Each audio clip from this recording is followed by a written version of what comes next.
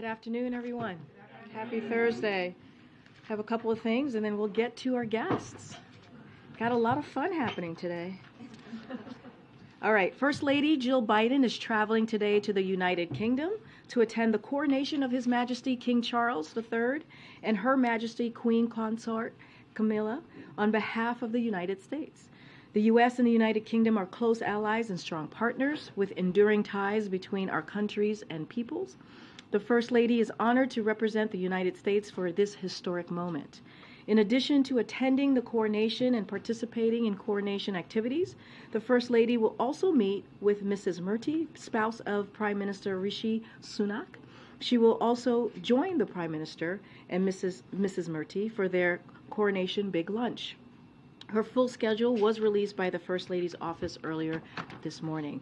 I also want to share that this morning President Biden welcomed Ajay Banga, his nominee for President of the World Bank, to the White House to congratulate him on his resounding selection to lead the bank.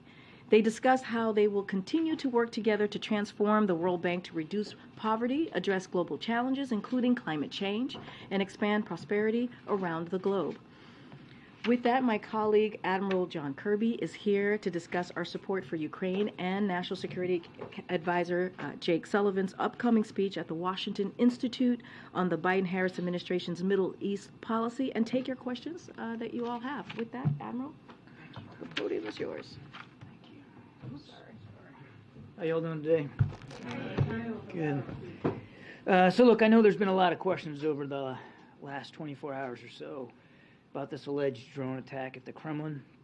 We're still trying to gather information about what happened, and we just don't have conclusive evidence one way or the other. I know there's lots of questions, but we just don't have conclusive evidence.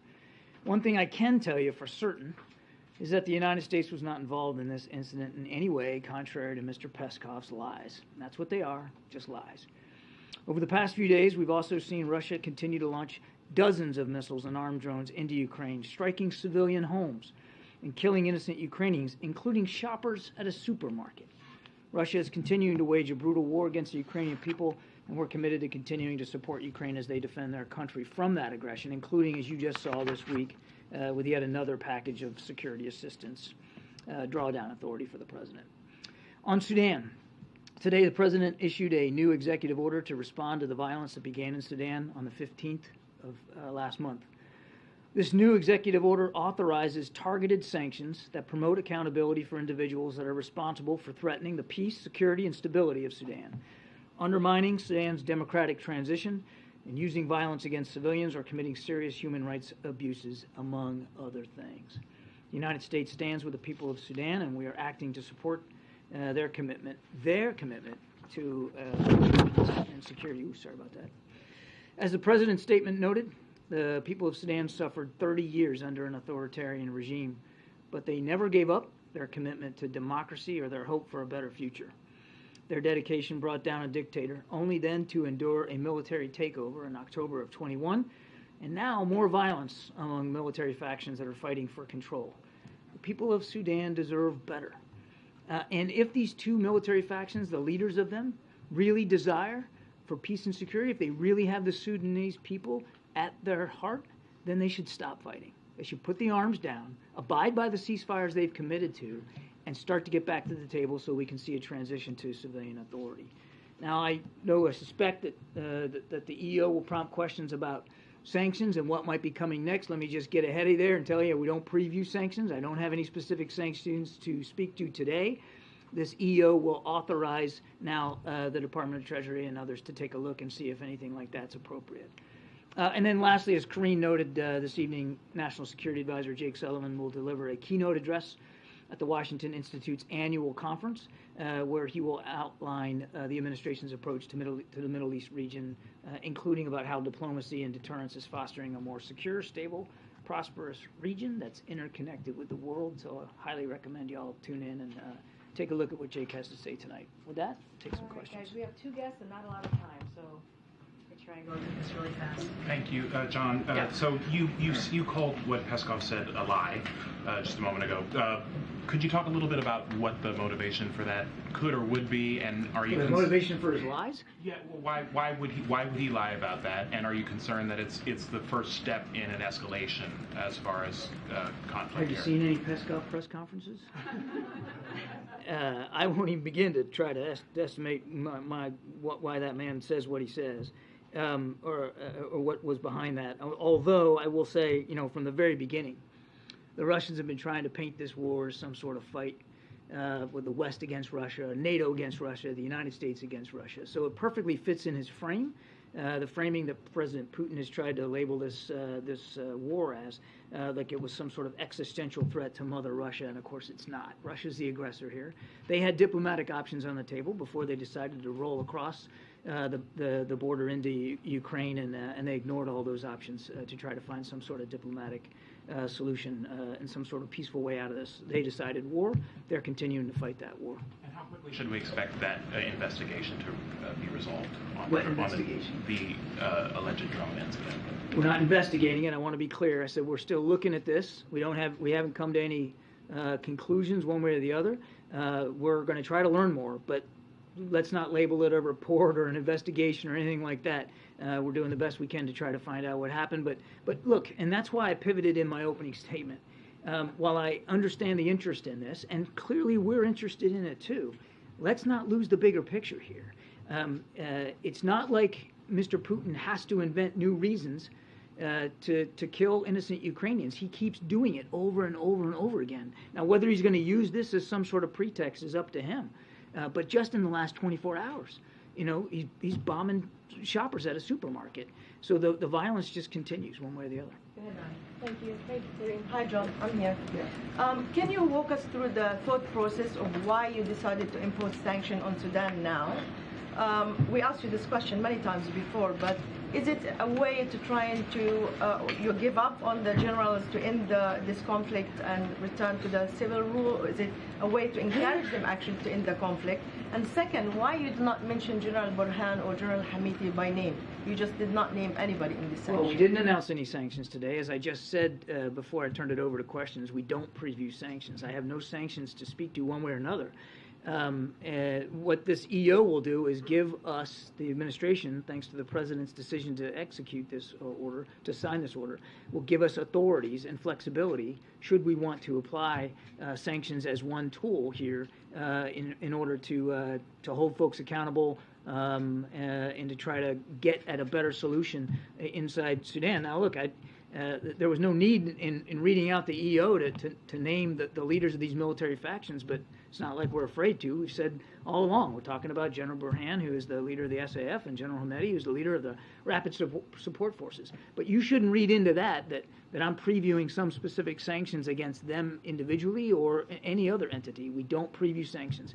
If and when we've got something with respect to sanctions to speak to, we'll certainly let you guys know. Why now you decided on the sanctions? Again, we haven't decided on sanctions. We don't preview sanctions. This EO allows for authorities to look at tools, leverage tools, particularly in the case of sanctions, possibly sanctions. But we haven't issued any sanctions. John and Admiral, thank you for being here, and I understand what you're saying. You're still assessing this situation. Can you help us understand what, if any, conversations is the administration having with Ukraine to help it brace for what appears to be a new round of Russian attacks at this point? It's almost a continuous round, Kristen. I think if you're sitting in Kyiv, you wouldn't be talking about a new round. It's almost constant, the barrage that Mr. Putin has continuing to visit upon Ukrainian cities and the Ukrainian people. And what are we doing? We're focusing a lot on air defense. The majority, I don't have the exact figures with me, but the majority of cruise missiles that were launched against Ukraine in just the last 48 to 72 hours, the Ukrainians were able to down using air defense. Air defense capabilities that have been provided not only by the United States, but by allies and partners. So we are continuing to focus on that. And Secretary of State Blinken said that the U.S. has more confidence in Ukraine's capabilities heading into this spring offensive than was suggested in those leaks. Can you speak to that? How much confidence does the administration have in Ukraine's spring offensive, and when do you expect it to begin? I'll tell you what we're confident in. We're confident that we have done just about everything we can here in the United States, but also speaking broadly for our allies and partners, to make sure they're ready if and when President Zelensky chooses to go on the offense. And he's the only one that can make that decision. So I can't answer your second question, but I can tell you that we've done everything we can to make sure that they're ready. They have the vast majority, and by vast I mean something to the order of 98% of what they asked for materially to do offensive operations in the spring. They've got it. Armor, artillery, air defense, ammunition, including just the recent package, not to mention the training we've done for multiple brigades of Ukrainian armed forces outside the country. So it's not just the stuff, it's the know-how how to use that stuff in the field for what we call combined arms maneuver, which is what they believe they're going to need, operating in open terrain, integrating mechanized infantry and artillery and air defense all in the field. So we've done everything we can. That doesn't mean that we're going to stop. Doesn't mean like we're just done. You're going to see continued support from the United States going forward. But as for the actual execution of any kind of spring counteroffensive, that's got to be up to President Zelensky. Hey, John. In terms of the potential drone attack on the Kremlin, can you just tell us what your baseline of facts is? I mean, have you been able to authenticate any of these videos? No. Are you able to confirm that there was a drone attack that No. indeed took place? And can you walk us through any of the Next question. You're going through it. Rapid fire. Can you go through any of the potential theories that you have for what this could have been or what the potential motivations were? I think the last thing I'm going to do, Jeremy, is speculate up here. We're still trying to ascertain exactly what happened here and do the best we can. And we're going to be humble about this, Jeremy. It may be that we'll never fully understand exactly what happened here. So I think I'm just going to leave it at that. I'm not going to speculate. And then secondly, on China, the U.S. ambassador to China said yesterday that the U.S. is ready to talk and engage at a high level with Beijing. So far, it seems like it's been crickets from Beijing. Have you gotten any signal that China is gearing up to be open to that kind of high-level dialogue again? And are you putting back on the table rescheduling Secretary Blinken's trip to China, which was canceled earlier this year? We never took it off the table. It was postponed. It was never canceled. And I think Secretary Blinken spoke to this yesterday, that they're still communicating with the PRC about trying to get this back on the schedule. We'd certainly like to get him over to Beijing to open up some more of those lines of communication that the Chinese shut down after Speaker Pelosi visited Taiwan. I would tell you that that's a good segue to my next point, which is the lines of communication with the PRC remain open. I mean, it's quite one-sided at this point. We have an embassy there. We have an ambassador. We have an ability to communicate directly with the Chinese. Certainly through the State Department here at Foggy Bottom in D.C., they have the ability to continue to communicate with the PRC. The lines of communication are not shut down completely. The problem is, Jeremy, that some important lines of communication were shut down, like the military-to-military channel, and we'd like to see that get back opened up because, I mean, I think we can all understand with all the tensions going on, particularly in the South China Sea, that the risks of miscalculation go up when you can't talk to one another. Climate change is another venue, a vehicle for bilateral communications that now is shut down, and, I mean, we believe it's an existential threat to the planet. Chinese and the United States are two of the largest emitters of greenhouse gases in the world, so there's value for that line of communication to get back opened up. We're committed to that. Go ahead, Tam. I'm going to have a couple more. Heading into May 11th, the U.S. had some troops going to the U.S. border and other items to prepare for possible influx of migrants. What is the U.S. asking Mexico to do to prepare? Are you expecting them to match that force or anything like that? No, I would walk you away from thinking that this additional force deployment there's some sort of reciprocal action that we're looking for from Mexico. I'd point you to the readout of Liz Sherwood Randall's trip to Mexico City. I mean, it's clear that we've got good dialogue with Mexican authorities, both at getting at drug trafficking as well as illegal immigration. And we're grateful for Mexican government's willingness to continue to take and house migrants that illegally are trying to enter the United States. So there's been a terrific dialogue there. I'd point you to that. But don't think about this extra 1,500 troops as some sort of thing we're looking for reciprocal behavior. Again, and Karine did a good job with this yesterday, but just to reiterate, these troops are not going to participate in law enforcement activities. They're simply going to flesh out what is already an existing mission by DoD on the border with administrative tasks, helping with logistics and sustainment and that kind of thing. Japan holds $1.2 trillion, the largest U.S. debt, and a growing number of countries seem to be moving away from the use of the dollar. Is there an understanding of this, of a concern for that? The world reserve currency is really a big part of why the U.S. is able to exert its leadership. Is there understanding of the fact that countries are beginning to turn away from the use of the dollar, and some way to resolve that? Well, I'd have to let Japan speak to their economic policy. The number of countries that are beginning to denominate in dollars away from the U.S. dollar. I'm going to have to take your question, sir. I don't have a good answer for you today. Yes, On Sudan, one more. On Sudan, should we read the executive order then as sort of a warning to both sides about this ongoing conflict, and does it signal a shift in the U.S. assessment for the prospects of a lasting ceasefire? I think it would be terrific if there was no need to execute sanctions one way or another. No, I wouldn't read it as a warning. It's the president setting up the proper authorities in case we want to use those kinds of tools. What we want to happen, and we've said this clearly and repeatedly, is that for them to put down their arms, stop fighting, get back to the table to work on a transition to civilian authority, which is what the Sudanese people want. And just as critically, and I did not mention this, and I was remiss in not doing it, is to allow humanitarian assistance to get in. Food, water, medicine, all are in short supply, in Khartoum in particular, and somewhere more than half, I think it is, of the hospitals in Khartoum are now shut down. None of that's good for the people of Khartoum or Sudan, so that's what we want.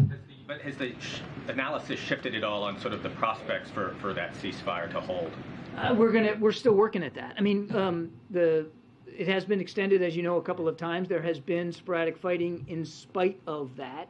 That said, they have led, in general, and I'm speaking generally, to a reduction in the violence, which is good, but it's not good enough because the humanitarian assistance is still not getting in because it's still too tenuous and too dangerous. Okay, time for 3 more. Thanks. Going as fast as I can. Do you expect to ever be in a position to be able to confirm whether this drone attack took place or not? Okay.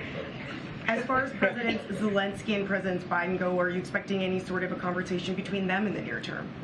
A conversation between President Biden and President Zelensky? They talk regularly and frequently. I couldn't tell you when the next conversation is going to be, but these are two leaders that have a frequent, regular communication with. And with respect to the South China Sea, the president is heading to Australia later this month. Could you talk a little bit about what you view to be the benefits of the nuclear-powered submarines and how that would affect military readiness? What this is about helping provide Australia with a nuclear-propelled submarine capability, which will obviously, and you saw the rollout there when we went to San Diego. It's going to take a few years to get them there because the engineering work that has to go into operating safely, which is essentially a miniaturized nuclear reactor on an undersea craft, is pretty complicated. It takes a lot of hard work, and we're looking forward to working with the Australians and the British to get them this capability. What nuclear power does for you in the undersea environment, it gives you staying power. It gives you range, and it gives you duration, so that you can stay underwater, stay hidden, and stay lethal for longer periods of time without having to come up, literally to come up for air. So it's a terrific capability. We're absolutely confident that the Australians are going to be able to master this, and we're already hard at work on getting them there. Go ahead, Weijia. Thank you, Karine. Thanks, John. Publicly, you've said many times that these allegations are a lie, and I wonder if behind the scenes that message is being delivered as well, and what you can share about engagement with the Russians, if there is any, about understanding what happened. I know of no, and I'd refer you to the State Department, I'm not aware of any private conversations between us and Russian officials over this alleged drone attack. I mean, it just happened yesterday. But, I mean, I think we've been pretty clear that what Mr. Peskov says is just a blatant, bald lie. And I don't know that we need to privately convey that to him. I've been saying it all morning, and I'm saying it here again today.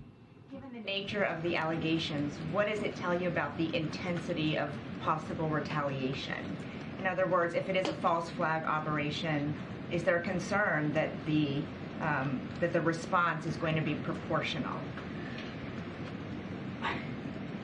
It's hard to look at what's been going on in Ukraine for now more than a year and slap a proportional label on it.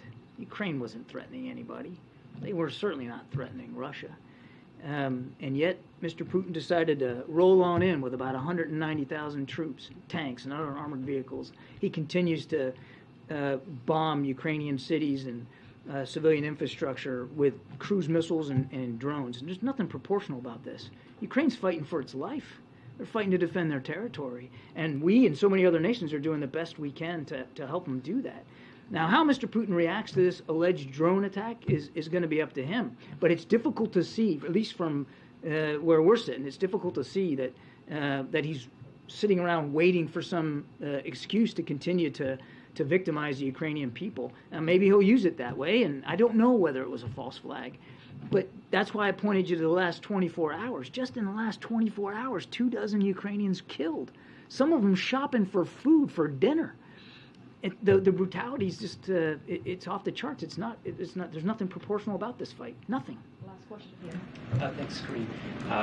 John, I've got a question about House Oversight Committee subpoena that was issued yesterday.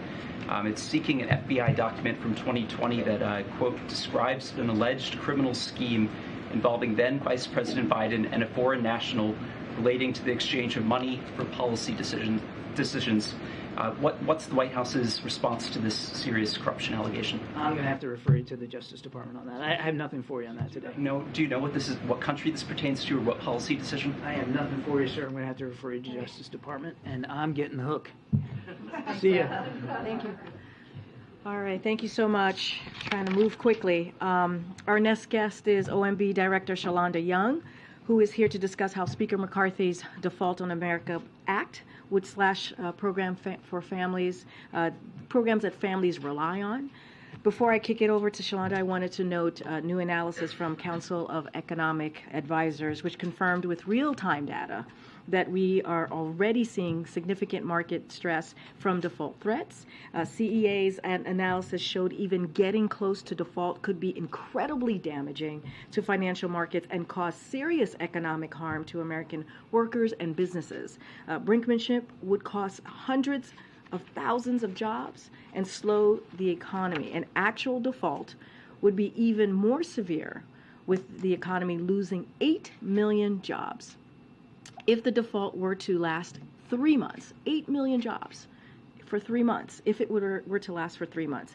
There's a broad consensus among economists that default would create an entirely avoidable economic catastrophe.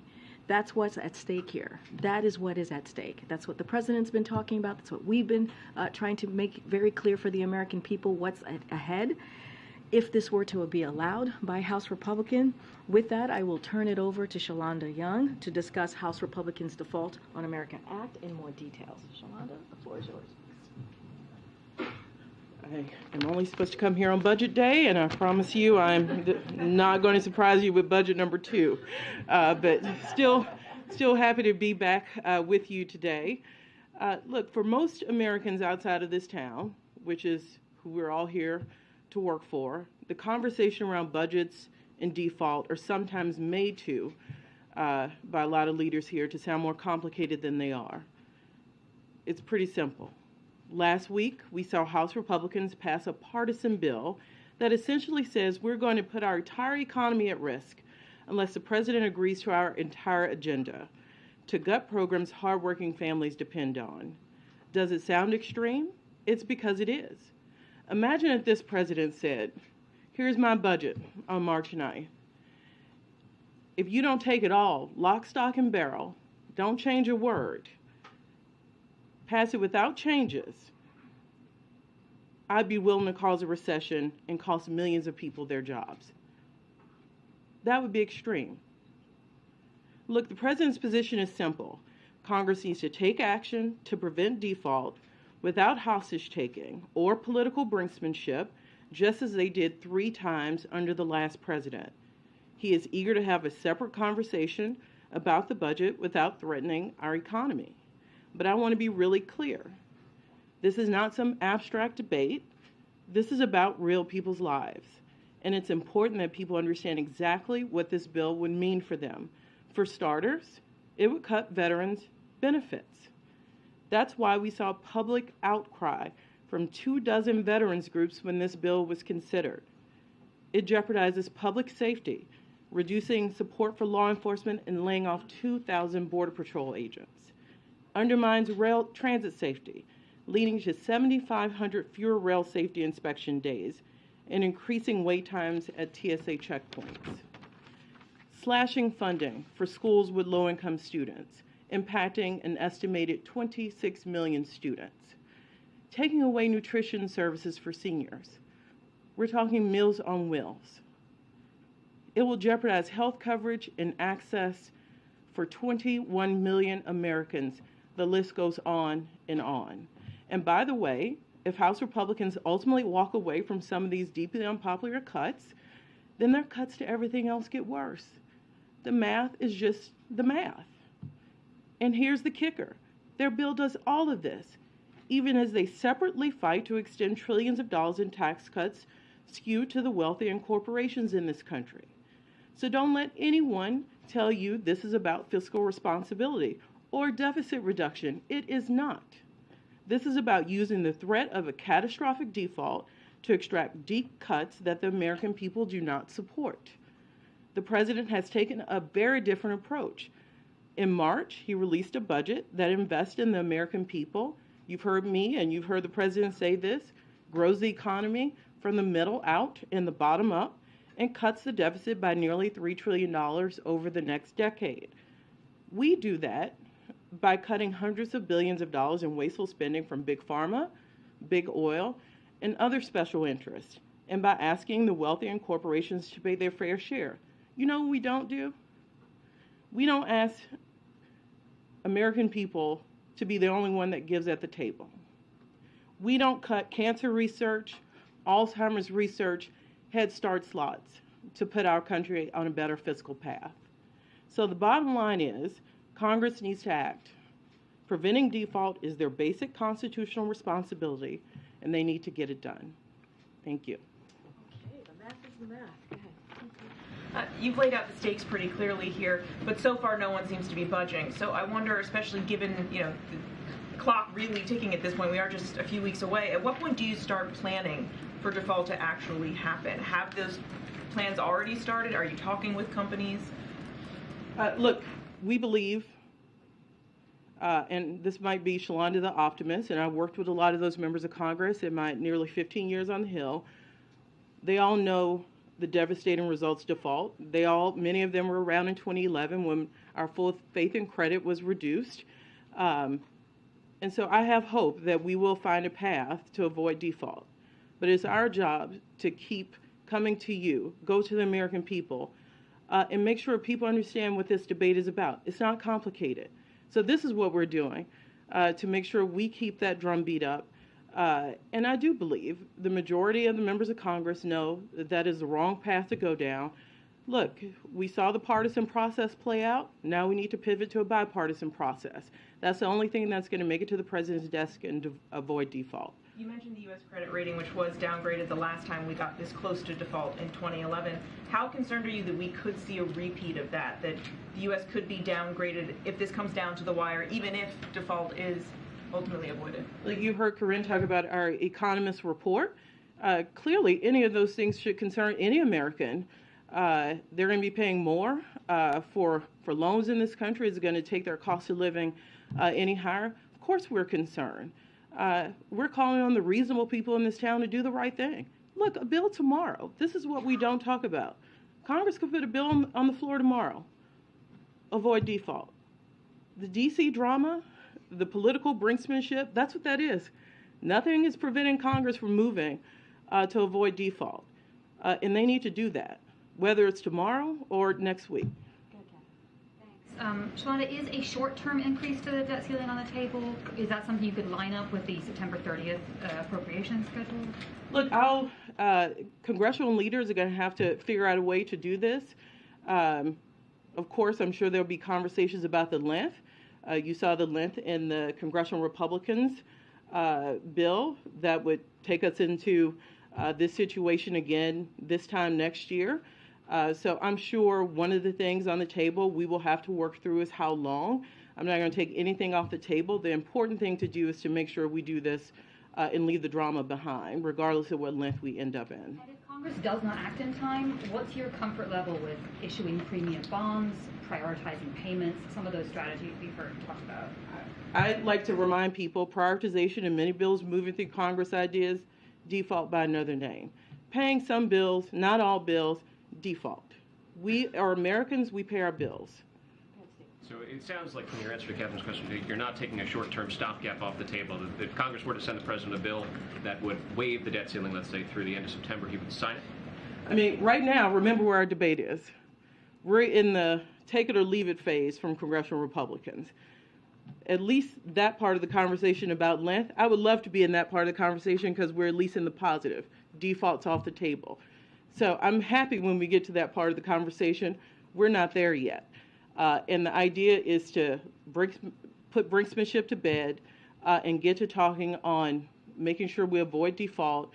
And once we're talking about time frame, that means we're at least on the right side of this debate. Let me ask a follow-up on the second separate part of the spending question. The president, we've heard him say it a couple of times now. He said it on April 19th when he went to Accokeek, Maryland. He said that the House Speaker talks about limiting spending.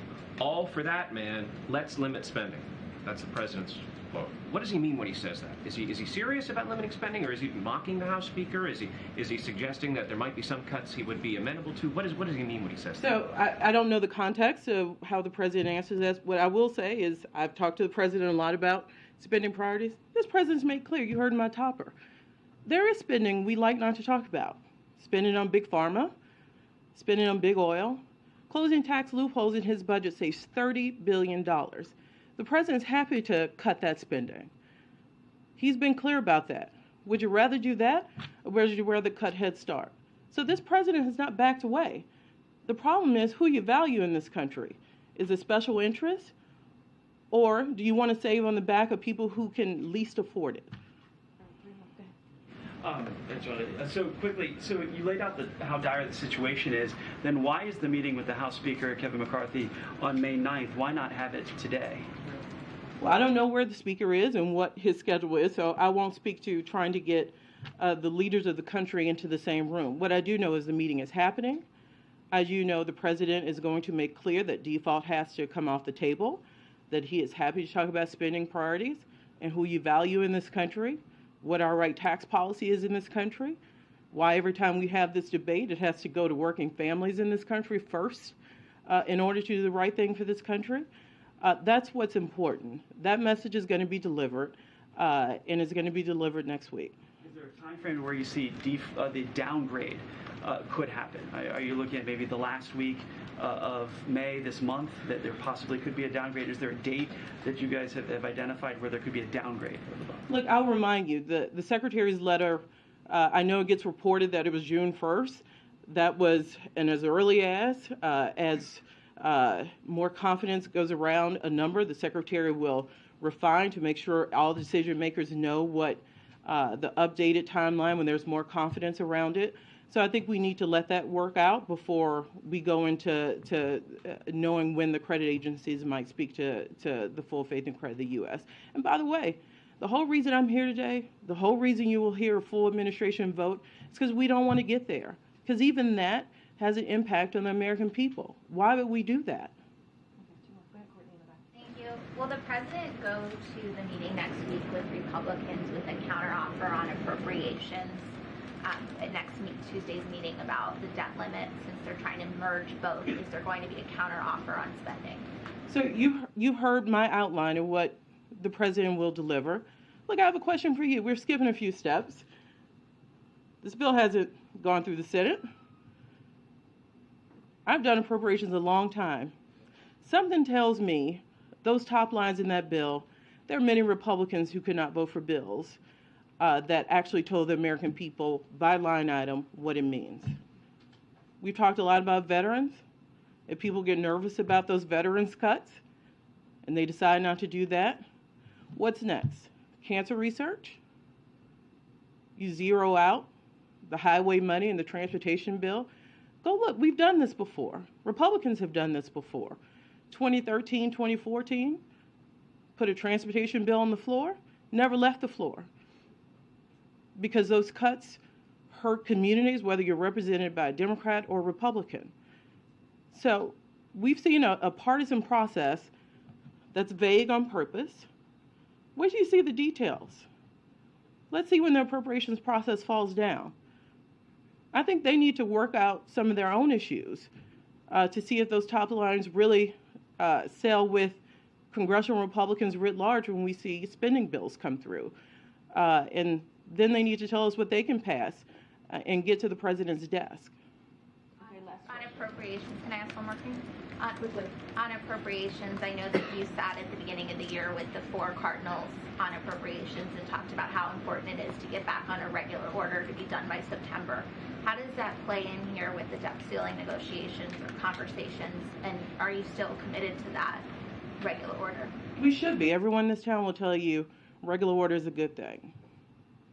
It makes it hard. It makes it hard when appropriations spending is being brought in to a default conversation. Those things should be handled separately. That's my entire point. So not only is it catastrophic from a default perspective, it sets us on a road to be ineffective in the appropriations process.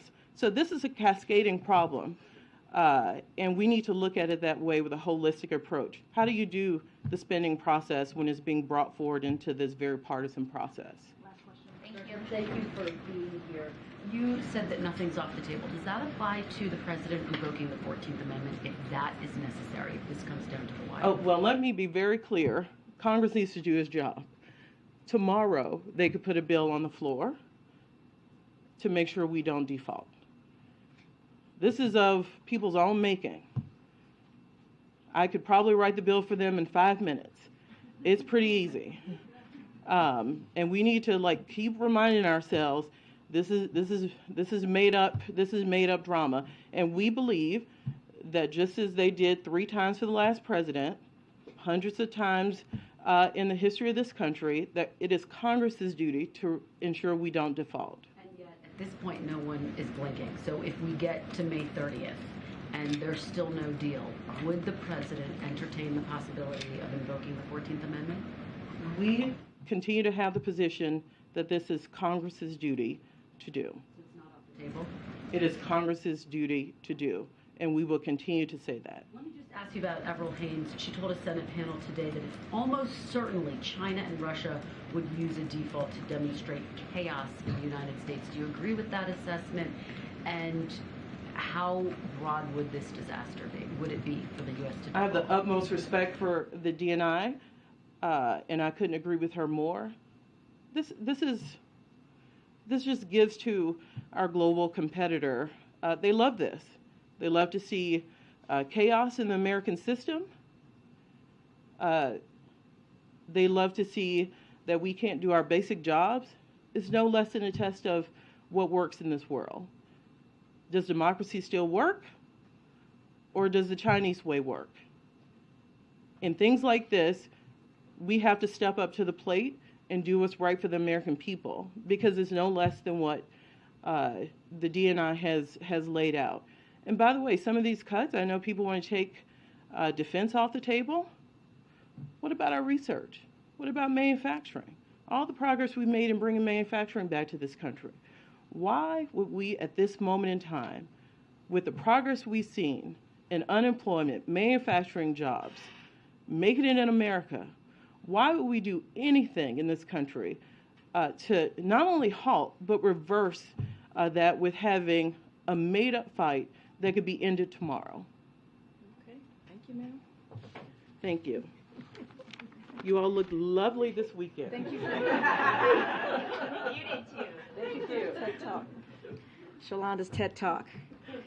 We love it. Okay, now we're running out of time, guys, but I'm going to give you the week ahead so all of you have that. And that's before I take any more questions. And of course, you should be interested in what the president's doing next week. So tomorrow, the president will participate in a meeting on how his Investing in America agenda is creating good-paying jobs and rebuilding the economy from the middle out and bottom up.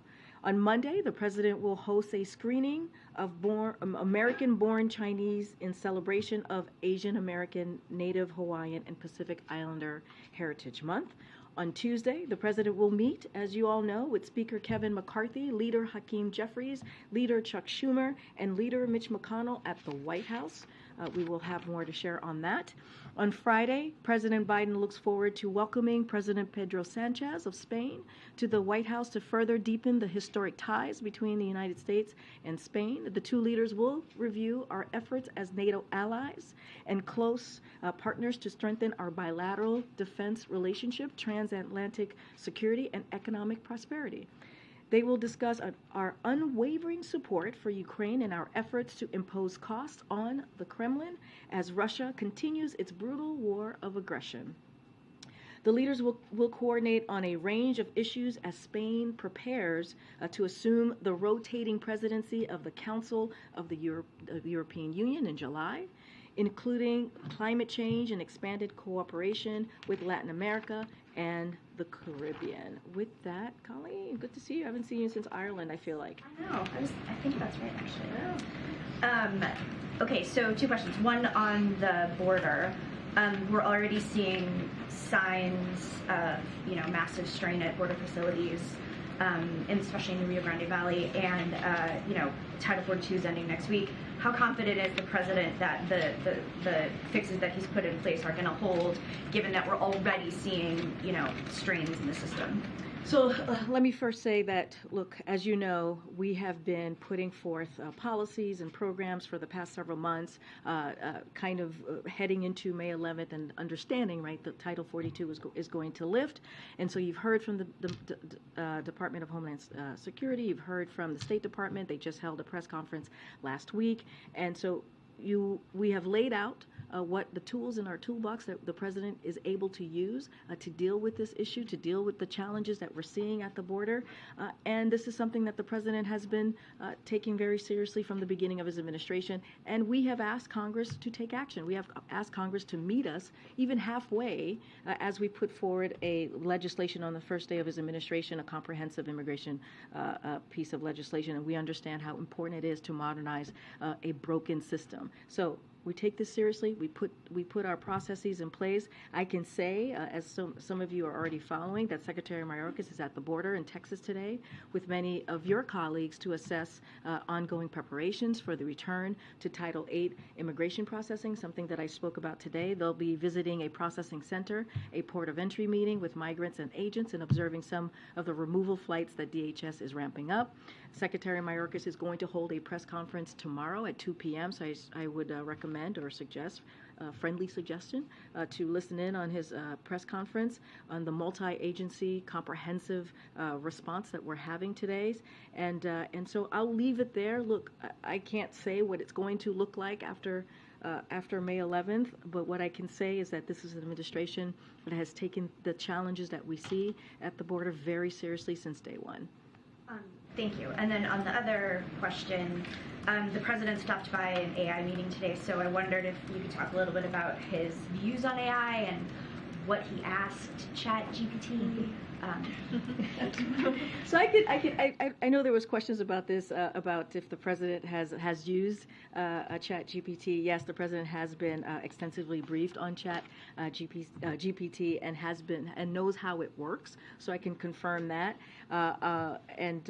I know as it relates to his thoughts, but what I want to, I haven't asked him about his thoughts on it, but look, this is something that is important to the president. This is why he has had continuing engagement on this issue. As you know, he had one very recently with PCAS, and you all got to hear a little bit from him. As it relates today, the vice president and senior administration officials convened the CEO meeting, and these CEOs lead companies at the forefront of AI innovation to underscore the president and vice president's belief that that AI is one of the most powerful technologies of our time, but in order to seize the opportunities it present, we must mitigate the risk. And that's what we want to see. We want the risk mitigated, and we want the products to be safe. And so that is what you're seeing from this engagement in particular with CEOs, but that is something that the President has certainly want to make sure that we're dealing with AI in the way that, as we know, is the most powerful technology of our time, but we have to make sure that we protect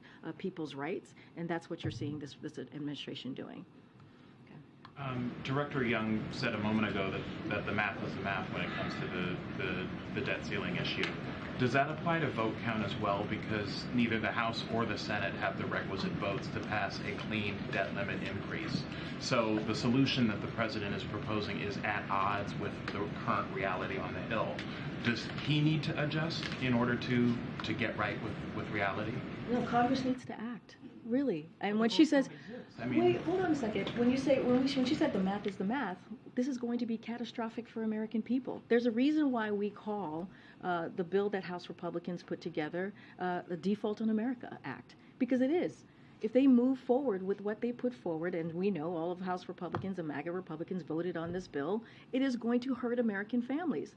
And it is the President's job to also be very clear with Congress, with Republicans in Congress. You got to do your job. It is simple. You take an oath. This is it. This is the basic thing that you need to do for the American people to make sure that we are not a deadbeat nation. 78 times that we have been able to do this since 1960. 3 times in the last administration. So the question is to them. The question is to Speaker McCarthy, as I've said many times before here, it's to the MAGA Republicans. What is going on here? Why can you not get this done? It is simple. It is simple. And just to take it back to the President has done more for the American people, certainly than MAGA Republicans have done in the last 2 years. Do you have a solution that you can present next week that will get 60 votes in the Senate? The President is going to bring the 4 leaders of the House and the Senate to the White House, as you know, next Tuesday, May 9th, as you just stated, and he's going to lay out what the consequences are. He's going to be very clear that congressional members need to take action. This is their constitutional duty. He's going to be incredibly clear on that, as he has been for months. For months, we've been very clear. We do not understand why they can't get this done. In the last Republican administration, Democrats put their politics aside, and they came together with Republicans and got this done. Look, we can have every year we have a conversation about the budget. That is something that happens, right? You have a conversation about appropriations, you have a conversation about the budget, and you negotiate. That makes sense. We're having a conversation about default? Really? When it's their job to get that done? Go ahead. Thanks, Karine. I wanted to ask about there's been some tumult in the banking sector, specifically in the stock market, and it seems like the concern has moved from depositors pulling their money out of mid-range banks to investors in mid-range banks.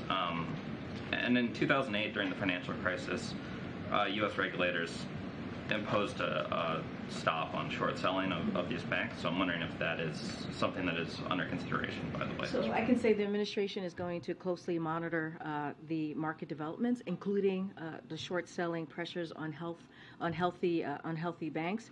I would have to refer you, Justin, to the SCE on any possible actions. But certainly this is something that we're going to continue to monitor. Quickly, I was just going to follow on Colleen's question. On the AI meeting, this sort of concession from companies going in was that they would allow folks to look at the underlying models at this hacker convention coming up in August. In the Vice President's statement, she said that she and the administration endorsed new laws and regulations on AI. Does the White House want to see AI products go through sort of a regulatory look under the hood before they're released, or are they okay? Are you guys okay with the status quo, which is that stuff is just coming out, and then maybe after the fact companies will agree? So I'm not going to get ahead of the readout. Look, It was a frank conversation. It was a honest, frank conversation, which included discussion on a couple of things. Three main things is the need for companies to be more transparent with policymakers, the public and others about their AI systems, in particular, the importance of being able to evaluate, verify, and validate the safety, security, and the efficacy of AI systems, and the need to ensure AI systems are secure from malicious actors and attacks, as you were just stating, Justin. Look, we have led on these issues since long before these newest generative, I should say, AI products, and will continue to do so in a way that mitigates risk. Again, mitigates risk and protects Americans. That's what we want to move forward with. And look, again, honest conversation, frank conversation. You had 4 CEOs here meeting with the Vice President and the President. That shows how seriously we take it. We had the PCAST meeting just last month to talk about how to talk to, so the President could talk to his team on what we can do. And look, we're going to continue to have these engagement with critical stakeholders on this issue. This is important to the President. Karine, I heard, you've said many times that it's up to Congress to raise the debt ceiling. If that does not happen, will the White House and the President be confident in saying we did everything in our power to avoid it? I think the question is to Congress. Did they do what they were supposed to do to avoid it? Their constitutional duty. It is, I get the question, and I understand he's the President, and I understand why you all asked the question. But this is so easy. This is not difficult. It truly, truly is not. 78 times this has been done since 1960s. This is something that we are supposed to do. Pay our debt. Pay our debt, which we have done. We have never not done. And so, look, the President is going to have them here. He's going to lay out why it is so important and critically important that we do not allow the American families to be hurt here, because that's what the default will be. That's what their bill will do. And so it is on them. It is on them. I hope when Speaker McCarthy comes here next week, you all can ask him. Ask him that question. What is he going to do? He is the leader of the Republican caucus, right? The Republican conference. He is the speaker. This is something that he needs to do. Speaker Pelosi made it happen. She put the politics aside and made it happen. So, and this is something that, we want to communicate with you all, and we understand that you guys get the process here, but we also want the American people to understand, which is what the director said just moments ago. And then on another topic, does the President believe that there should be a code of conduct for the Supreme Court? So I've been asked about ethics and this question many times before. Senate is currently moving forward with a process. We're going to leave it to the Senate for now. But his own commission on the Supreme Court, which he established, issued a report in 2021 that said a code of conduct for the court would bring the court into line with the lower federal courts, etc. Did the President read that report? Understood. The President has seen the report. We have said many times before he appreciated the bipartisan commission that came together and put the report together, put the report that you're just speaking of. As it relates to this moment in time, Senate clearly is taking some sort of action. They're going through their process, and we're just going to leave it there for now. On this topic, you have said from the podium that you're not going to comment on any stories having to do with Justice Thomas and his own code of conduct. Why not? Right now, it is being, as it relates to the ethics, as it relates to that process, Senate is clearly moving forward with their own Senate procedural process. I'm just going to leave it there for now. Actually, I'm going to go take till back, and I'll come back down. Who I have not called on? Go ahead, sir.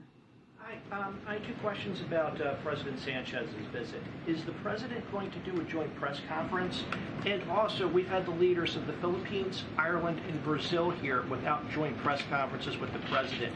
What is the threshold for which leaders get a joint press conference and which ones don't? No, I appreciate the question.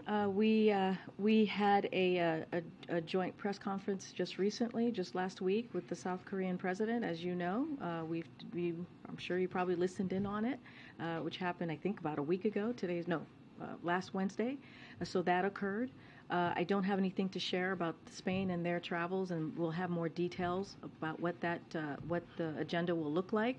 Look, every conversation is different. It is a diplomatic conversation that occurs when we talk about what they're going to be doing here at the White House. I just don't have anything more to share on that. Go ahead. Thank you. French Chief Inspector for Prison denounced in a report published yesterday indiscriminate arrest at French pension protests. She talked about systematic use of police detention as a method of repression. What is the administration take on this latest accusation against the police in France? I would refer you to the police in France to deal with this question. See the events that are... I would refer you to them. You keep saying that the president next week at this meeting with the congressional leaders is going to, lay out the consequences, outline why this is so important. You also noted, though, that you guys have been laying out the stakes for weeks, and yet nothing has changed. What makes the president think that getting in this room, laying out yet again what is at stake here, is somehow going to suddenly change Republicans' calculus? Well, you know this president. He's been the president. He's been the vice president. He's been the senator. He's been on the other side of Pennsylvania Avenue dealing with these types of issues. He knows these folks, right? He knows these leaders. And the president has been able to get things done in a bipartisan way in the past. We have the record to show that. And so he's going to sit down, have an honest conversation, a frank conversation. Don't want to get into what could happen or what might happen coming out of them. But I think it's important for the President of the United States to lay out on behalf of the American people what this will mean directly, face-to-face, directly to the Speaker. And so that's what you're going to see. Look, we know that Leader Jeffries and we know that Leader Schumer and the President are on the same page. They have been on the same page for months. This is something that Congress needs to do, and we've been calling on Speaker McCarthy and House Republicans to do their jobs. So, look, they're going to have a very frank and honest conversation. This is something that the president knows how to do and has done it in various positions. And so we'll see how it goes. One other quick thing. On the shooting in Atlanta, has the president reached out to any of the families or the victims? I don't have anything to preview or read out on any conversations that the president has had with any of the victims of the shooting yesterday. Clearly, it was a gut-wrenching event, and our hearts go out to the victims and the families on another horrific gun violence that we're seeing in our communities. Okay, go ahead, Karen. Thanks, Karine. What's the White House reaction to the Proud Boys leader and 3 of his top lieutenants of the group being convicted of seditious conspiracy for their role in the January 6th attack? So clearly we have seen the verdict, but while the verdict has been reached in this case, we are also very mindful that there are other similar cases pending, and so we don't want to interfere clearly with those. So I would refer you to the Department of Justice for comment on this case as it related to other cases as well. But we're just going to be really mindful, as we know there are other pending issues here. Okay, thanks everybody. Is Jake Sullivan going to Saudi?